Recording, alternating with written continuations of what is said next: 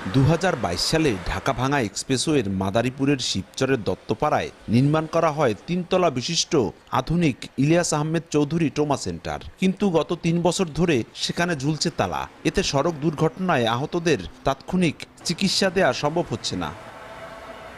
সড়ক দুর্ঘটনায় আহত রোগীদের নিয়ে যাওয়া হয় উপজেলা স্বাস্থ্য কমপ্লেক্স অথবা ঢাকা মেডিকেলে। মাঝপথে মৃত্যু হয় অনেকের।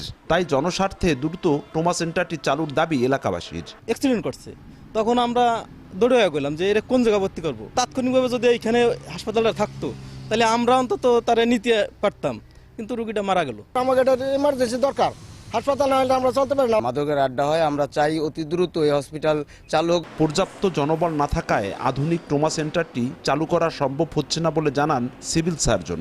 বারবার স্বাস্থ্য অধিদপ্তর ও মন্ত্রণালয়ে চিঠি দিয়েও সমাধান হচ্ছে না বলেও জানান তিনি। উপজেলা স্বাস্থ্য পরিবার কর্মকর্তা মহোদয়ের সাথে কথা হয়েছে, তিনি বলছেন এখানে প্রশাসনিক অনুমোদন আছে, বাট ওইখানে কোনো জনবল নেই। আর এই ব্যাপারে জনবলের জন্য ঊর্ধ্বতন কর্তৃপক্ষের কাছে দৃষ্টি আকর্ষণ করা হয়েছে। স্বাস্থ্য বিভাগের তথ্য মতে 11,96 লাখ টাকা ব্যয়ে নির্মিত ট্রমা সেন্টারটিতে 2 জন আবাসিক চিকিৎসা কর্মকর্তা, 14 জন চিকিৎসক, 10 জন নার্স সহ মোট 34টি পদে জনবল প্রয়োজন। দেখে বোঝার উপায় নেই এটি কোনো বিধ্বস্ত এলাকা নাকি সরকারের নবনির্মিত ট্রমা সেন্টার। নিরাপত্তা কর্মী না থাকায় এখানকার সকল মূল্যবান জিনিসপত্র খোয়া গেছে।